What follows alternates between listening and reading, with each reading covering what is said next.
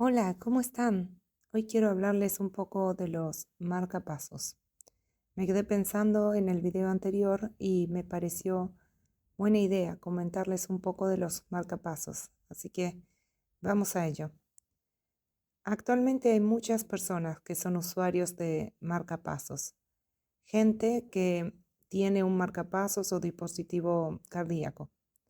Estos dispositivos, además de controlar la frecuencia y el ritmo de los latidos del corazón, lleva un registro de los ritmos y frecuencias.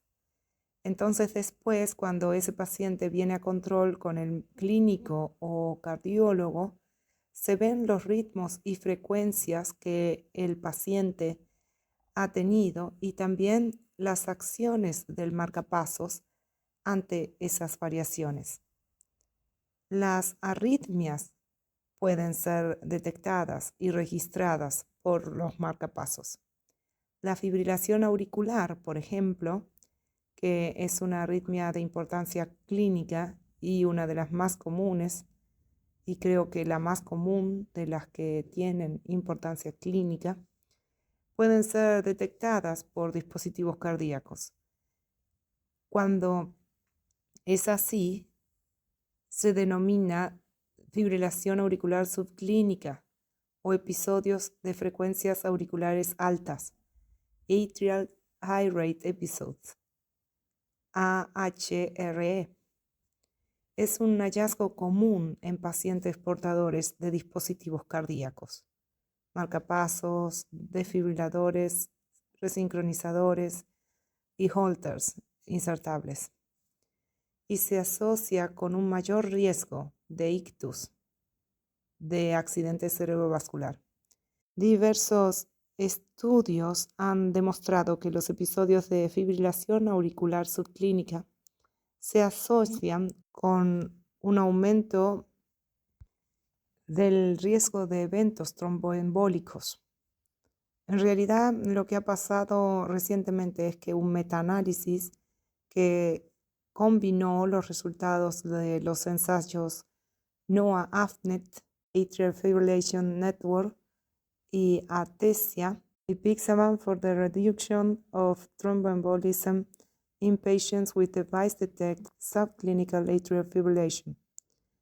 Buscó evaluar la eficacia y seguridad de la anticoagulación en la fibrilación auricular subclínica detectada por dispositivos. Los investigadores incluyeron en el análisis poco más de 6.500 sujetos a quienes se le administraba Pixaban o Edoxaban para el manejo de fibrilación auricular subclínica detectada por dispositivos o para episodios auriculares de alta frecuencia. Los autores indicaron que el uso de anticoagulación redujo el riesgo de un evento cerebrovascular hasta en un 32%. Asimismo, la anticoagulación redujo hasta en un 15% el riesgo de muerte cardiovascular, infarto agudo de miocardio, tromboembolismo pulmonar o ictus isquémico por cualquier causa. No obstante, se observó un aumento del 62% en el riesgo de sangrado mayor. Así, los autores concluyeron que, aunque los datos provenientes de esos ensayos constituyen un elevado nivel de evidencia, soportando la potencial eficacia de la anticoagulación en estos casos para la reducción de diversos desenlaces cardiovasculares, la seguridad debe personalizarse esencialmente por el riesgo de sangrado mayor. Ante el registro de fibrilación auricular subclínica, lo que se recomienda es hacer primero un electrocardiograma de 12 derivaciones para ver el ritmo y la frecuencia ahí. Y luego se toman las decisiones al respecto, considerando todos los factores de riesgo del paciente y las contraindicaciones. Hay que ver al paciente como el individuo que es.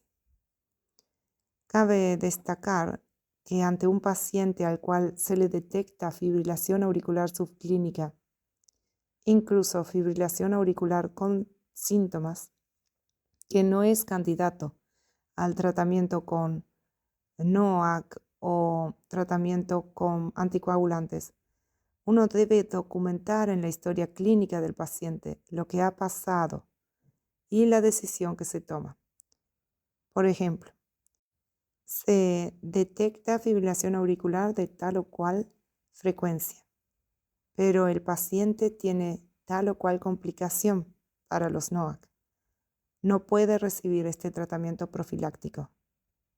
Así queda claro que uno evaluó el caso particular del paciente y optó por no darle el tratamiento porque el riesgo potencial excedía los posibles beneficios. ¿Saben cómo funciona un marcapasos? Estos dispositivos hacen lo siguiente: intercambian información con el corazón, mandan impulsos desde el generador al corazón para que éste se contraiga con una frecuencia mínima establecida por el médico que programa el marcapasos.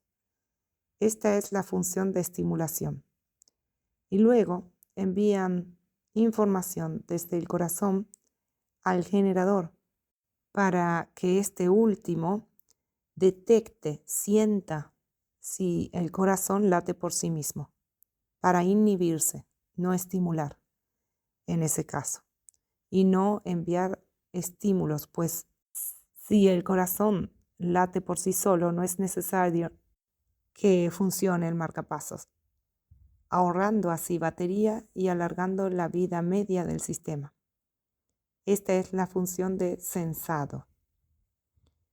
Hay 3 grandes tipos de marcapasos. Marcapasos unicamerales, que afectan solo a la aurícula o al ventrículo. Son los marcapasos en modo AAI y VVI. Marcapasos bicamerales afectan a la aurícula y al ventrículo, normalmente derechos. Son marcapasos en modo VDD y DDD. Las siglas AAI, BBI, etc. constituyen códigos universales para designar el tipo de marcapaso con claridad. La primera letra define la cámara cardíaca estimulada. A por aurícula, B por ventrículo. La segunda, la cámara sensada. Y la tercera, el mecanismo de acción. I por inhibición, T por estimulación y D por ambos. El marcapasos tricameral, CRT, estas siglas por Cardiac Resynchronization Therapy, es un marcapasos con electrodos en ambos ventrículos. Por eso se lo llama también biventricular y es tricameral porque lleva otro electrodo en la aurícula derecha. Está indicado en casos que necesitan marcapaso y que tienen disfunción ventricular izquierda. Su misión es lograr mejor y más coordinada contracción del corazón, lo más parecida posible a la contracción natural de un corazón que funciona bien. Este es el único tipo de marcapasos que puede mejorar la EF, fracción de eyección. En la contracción normal del corazón existe una sincronía entre las aurículas y los ventrículos, donde primero se contrae la aurícula y posteriormente el ventrículo, y una sincronía interventricular, como algunos de ustedes sabrán. El ventrículo derecho se contrae un poco antes que el izquierdo. Y por último, quiero mencionar el ICD, Implantable Cardioverter Defibrillator, que puede ser de 1, 2 o 3 electrodos. Es decir, que puede tener solo un electrodo en la aurícula derecha o 2 electrodos, aurícula derecha y ventrículo derecho, o 3 electrodos, aurícula derecha, ventrículo derecho y ventrículo izquierdo. Tiene la acción de desfibrilador y de marcapasos. Y luego, para elegir estos distintos tipos de marcapasos, se tiene en cuenta la edad y el peso de la persona que va a llevar el marcapasos. Por ejemplo, en un paciente por debajo de los 15 kilos que necesita un marcapaso, no se aconseja implantar el marcapaso por vía endovenosa, porque los cables no entrarían en la vena subclavia, que en teoría va a ser muy pequeña en este paciente. Y aunque consiguiéramos introducir el cable, existe riesgo de trombosis y oclusión de la vena, complicando los implantes en el futuro. Un paciente con bloqueo auriculoventricular puede recibir a lo largo de su vida varios tipos de marcapasos.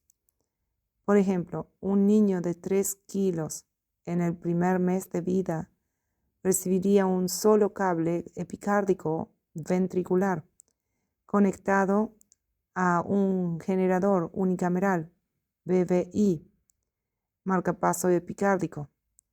A la hora del primer recambio de generador, en torno a los 4 o 5 años y con unos 10 a 15 kilos, si el electrodo está bien, podría aprovecharse y recambiar solo el generador, dado que los niños pequeños toleran bien la falta de sincronía. Si el generador está mal, se anula y se coloca un nuevo electrodo ventricular endovenoso a través de la vena subclavia, a la vez que un nuevo generador. Conseguimos así la frecuencia deseada, pero todavía no la sincronía auriculoventricular. Este nuevo marcapasos se agotará en torno a los 10 o 12 años de vida del niño. Es el momento de introducir un cable nuevo endovenoso hasta la aurícula y recambiar la pila por un bicameral tipo DDD. Se consigue finalmente estimulación sincrónica, ya que el cable auricular detectará el latido auricular y el marcapasos mandará un impulso eléctrico a los ventrículos por el electrodo ventricular. Bueno, menciono esto porque los niños también tienen marcapasos, aunque es mucho menos frecuente. En general son los pacientes adultos los que tienen marcapasos. Pero para que no se olviden y también porque quería plantear esas diferencias a la hora de decidir qué marcapasos usar y cómo elegir el modo de implantarlo, las cosas a considerar. Después de la implantación del marcapaso, se requieren comprobaciones técnicas y clínicas periódicas para garantizar el adecuado rendimiento del dispositivo y adaptar la estimulación a las condiciones cambiantes del paciente. En general, el seguimiento de un paciente con marcapasos sería así. La vigilancia temprana, que comprende la fase inicial posterior al implante, sugiriendo una evaluación previa al egreso y de 4 a 6 semanas a la alta hospitalaria. Permite evaluar el estado de la bolsa del generador y la adecuada optimización de los parámetros del equipo, en especial la salida, debido al descenso del umbral de estimulación posterior a la implantación. El periodo de mantenimiento es la segunda fase y comprende el seguimiento posterior a la primera evaluación, sugiriéndose una periodicidad anual. Deberán considerarse en cada evaluación los determinantes de periodicidad y, de existir, plantear la necesidad de un monitoreo intensificado. Por último, el monitoreo intensificado, que es el seguimiento más intenso a medida que el dispositivo se acerca al final de la vida útil de la batería, consumo del 75% de la capacidad o cualquier otra contraindicación de agotamiento de la batería, así como la presencia de cambios inesperados en las mediciones, cambio en la impedancia del cable o el umbral, considerándose la periodicidad de las evaluaciones de 3 a 6 meses, así como la planificación e indicación de hospitalización. En ocasiones, determinadas fuentes electromagnéticas externas, como el electrocauterio durante la cirugía, pueden producir interferencias. Estas pueden confundir al dispositivo, que interpreta que hay actividad intrínseca y responde inhibiendo la estimulación cardíaca, con posibles consecuencias hemodinámicas y/o incomodidad para el paciente. También en casos de estimulación externa terapéuticas, estoy hablando específicamente de la electroconvulsión, la terapia electroconvulsiva, EST, para tratar casos de depresión grave, o la electroconversión cardíaca, para tratar, por ejemplo, la fibrilación atrial o auricular. En esas ocasiones, cuando se sabe que el paciente va a ser expuesto a descarga eléctrica, se coloca un imán sobre el marcapasos. El imán produce en el marcapaso un cambio de configuración a modo asincrónico. La función de sensado se inhibe, con lo que el dispositivo genera estímulos con una frecuencia fija de forma transitoria o durante el tiempo que tenga el imán. Se debe tener en cuenta que dicha respuesta varía según la marca del dispositivo y el estado de la batería. El marcapasos de tipo Medtronic, al poner el imán, queda asincronizado en 85 latidos por minuto. Si el dispositivo está en ERI, la respuesta ante el imán no será de 85 latidos por minuto, sino de 65 latidos por minuto. El modelo St. Jude asincrónico va a estar a 100 latidos por minuto. Si está en ERI, será de 85 latidos por minuto. El tipo Boston Scientific tiene la misma respuesta que el anterior. El tipo Biotronic, al ponerle el imán, queda asincrónico a 90 latidos por minuto. Y si está en ERI, la respuesta será de 80 latidos por minuto. Los estados de los marcapasos son los siguientes: BOL, Beginning of Life; ERI, Elective Replacement Indicator; ERP, Elective Replacement Period; EOS, End of Service; EOL, End of Life. La duración esperada de estos estados varía para cada marca y modelo, y esa información se lee en los manuales de cada dispositivo. Pero el estado ERI dura entre 3 y 6 meses. Y bueno, aquí les dejo esto. Me gustaría leer comentarios suyos, si han tenido experiencia con esto, si pueden agregar alguna información importante como médico, enfermera o fisioterapeuta o como paciente. Gracias por su atención y que estén muy bien.